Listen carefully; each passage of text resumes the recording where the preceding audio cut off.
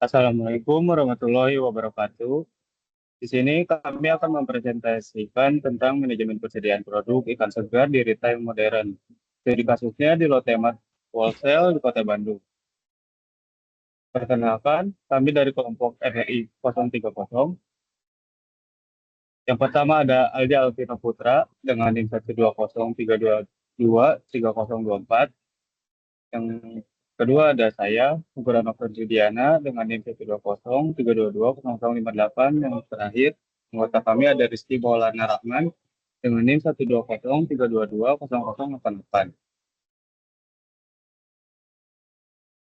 Pada objek perusahaan kali ini, Lotemat Warehouse Wholesale Bandung, sebuah retail modern yang melayani bagian segmen pasar seperti horeca, hotel, restoran, dan catering. Perkantoran warung kecil dan pengguna akhir. Penelitian ini bertujuan untuk mengevaluasi manajemen persediaan produk ikan segar di Lotemat Wholesale Bandung menggunakan metode Economic Order Quantity atau EOQ untuk mengoptimalkan efisiensi biaya pemesanan dan penyimpanan, serta metode SWOT untuk merumuskan strategi pengelolaan yang lebih baik.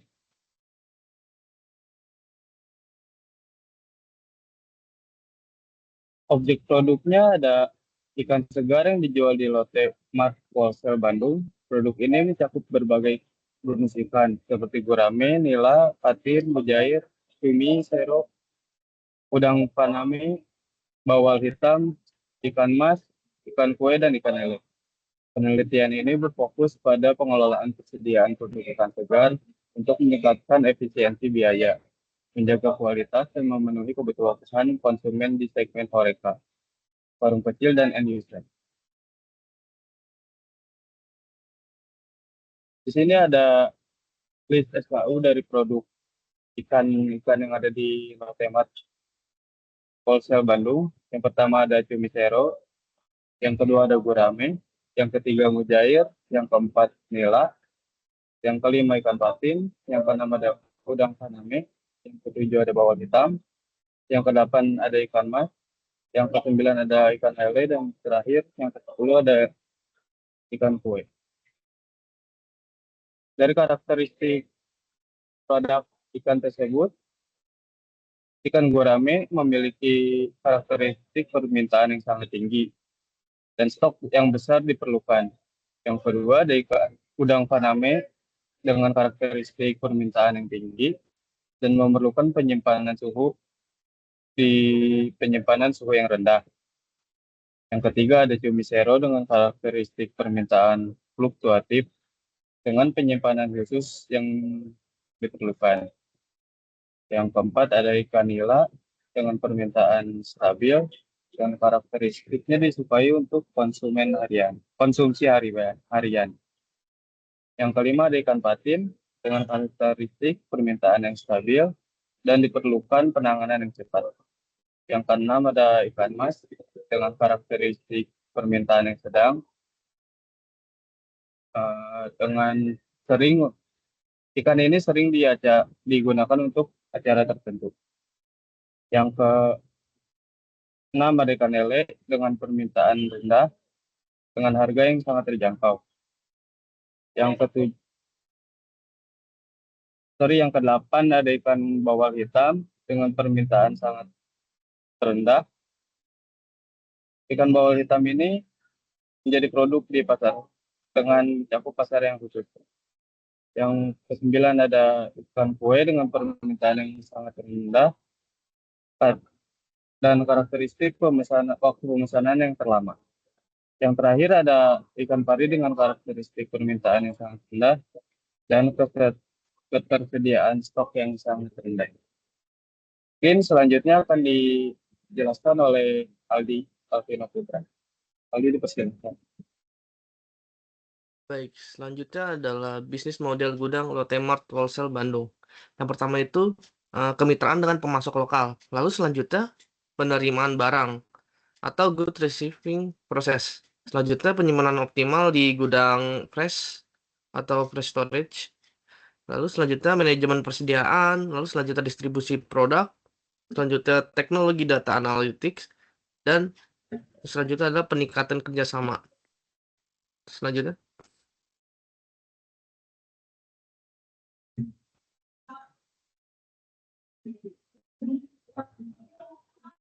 selanjutnya adalah analisis penjualan existing. Pada analisis penjualan existing ini, produk terlaris itu ikan gurame mencatat penjualan tertinggi dengan total produk 1.476,71 kg dan rata-rata mingguan itu 369,18 kg. Lalu udang Faname menjadi produk terlaris kedua dengan total 422 kg dengan rata-rata mingguan 105,5 kg. Untuk produk menengah atau sedangnya itu Cumi Sero, Nila, dan Patin memiliki permintaan stabil dengan rata-rata 44 sampai 51 kg per minggu. Untuk produk dengan permintaan terendah itu lele, pari, bawal hitam, dan kue mencatat penjualan terendah masing-masing di bawah 20 kg per minggu. Faktor-faktor yang mempengaruhi penjualan itu ada 3. Yang pertama segmen pasar, yang kedua musim dan tren konsumen, dan yang terakhir keberagaman produk. Lalu efisiensi biaya dan pengelolaan stok itu menggunakan EOKI. Lotte Mart berhasil meningkatkan efisiensi biaya sebesar 39,61%. Produk dengan penjualan tinggi seperti gurame dan udang Faname berkontribusi pada efisiensi biaya yang lebih besar. Selanjutnya,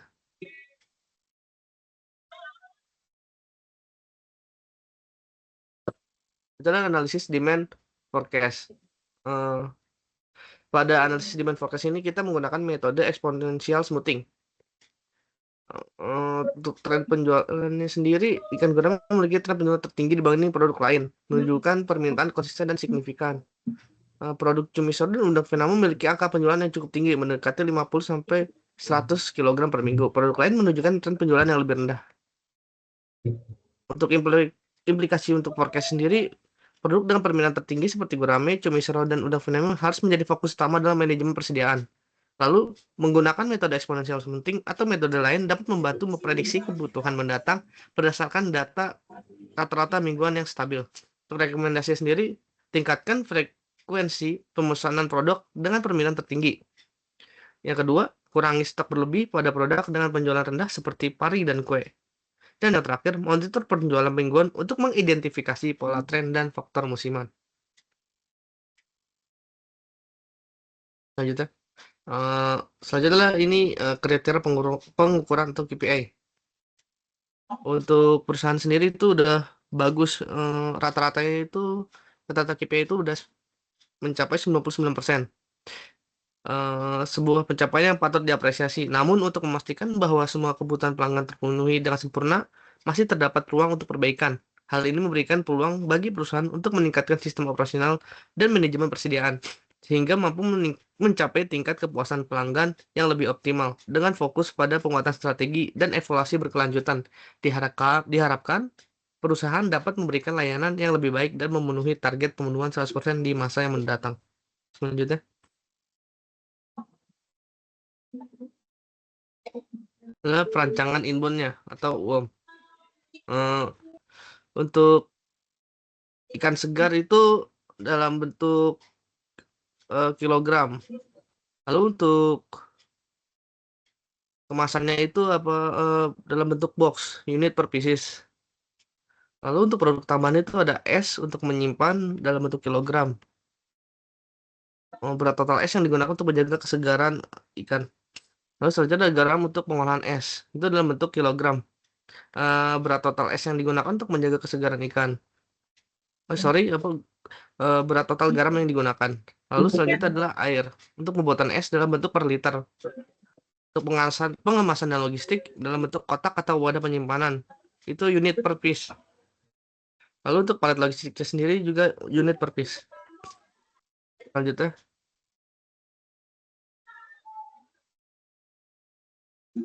Lalu selanjutnya adalah perancangan inbound atau checking. Yang pertama itu barang diterima. Lalu dokumennya diverifikasi. Selanjutnya penimbangan barang. Pengecekan kualitas apakah barang sesuai atau tidak. Jika sesuai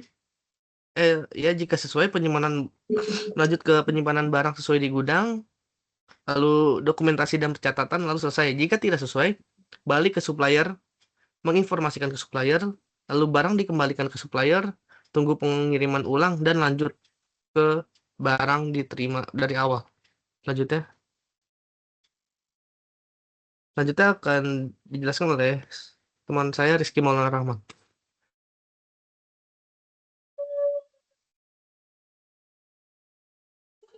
Baik, selanjutnya ada perancangan inbound atau bisnis proses inbound. Dimulai dari start, dari supplier, ke pengiriman barang, penerimaan barang di gudang, dan proses pengecekan. Bila barang sesuai dengan kriteria, maka dilanjut ke disimpan di gudang flash.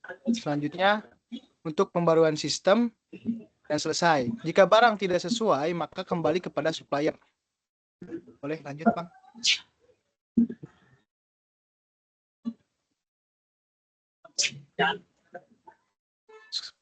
Selanjutnya, penentuan jenis penyimpanan. Yang pertama ada cold storage, gudang pendingin.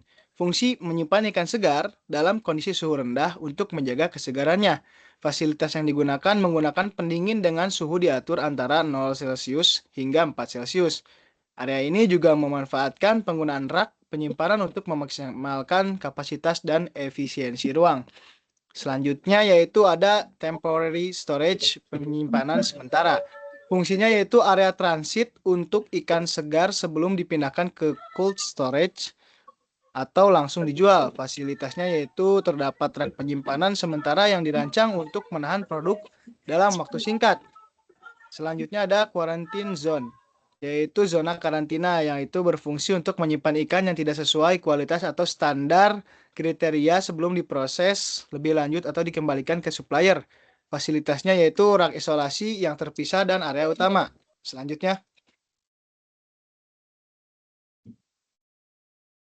adapun penentuan jenis penyimpanan, yang pertama ada display area, yaitu berfungsi area penyimpanan sementara untuk ikan segar yang akan dipajang di area penjualan.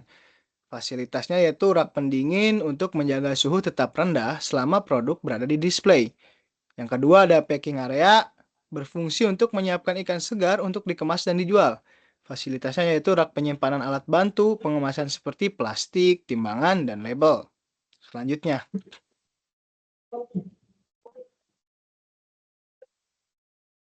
adapun penentuan kebutuhan penyimpanan. Di atas terdapat tabel merangkum informasi mengenai berbagai jenis penyimpanan, yaitu ada cold storage, temporary storage, quarantine zone, display area, dan packing area, yang dirancang untuk memenuhi kebutuhan spesifik berdasarkan jenis barang yang disimpan. Kapasitas penyimpanan bervariasi mulai dari 200 kg hingga 2.500 kg dengan volume, luas lantai, dan dimensi yang telah diperbesar untuk meningkatkan efisiensi penggunaan ruang. Suhu penyimpanan diatur sesuai kebutuhan, mulai dari ruang suhu sehingga minus 2 Celcius, 2 derajat Celcius, dengan sistem kontrol suhu yang canggih untuk memastikan kualitas barang tetap terjaga. Setiap jenis penyimpanan dilengkapi fasilitas seperti rak berbahan stainless steel, alat inspeksi, dan pengemas, hingga rak display dengan kontrol suhu dan pencahayaan LED untuk memastikan pengelolaan yang optimal sesuai dengan karakteristik barang yang disimpan. Selanjutnya yaitu ada Material Handling Equipment atau MHE. MHE sendiri yaitu merupakan material handling equipment yang sesuai dengan berbagai tipe penyimpanan. Tabel di atas telah merangkum berbagai jenis material handling untuk membantu barang tersebut dengan apa aja yang dibutuhkan. Cold storage menggunakan forklift elektrik tahan suhu dingin dengan kapasitas 2,5 ton dan roda non-slip. Temporary storage memanfaatkan hand pallet truck berkapasitas 1 ton dengan roda anti gores. Quarantine zone menggunakan manual stacker berkapasitas 300 kg dengan ketinggian angkat 2 meter. Display area dilengkapi platform trolley berkapasitas 500 kg dengan roda karet. Dan pegangan lipat packing area menggunakan table lift hidrolik dengan kapasitas 200 kg dan tinggi angkat maksimal 1 meter. Setiap MHE dirancang untuk mendukung operasional yang efisien dan aman. Selanjutnya,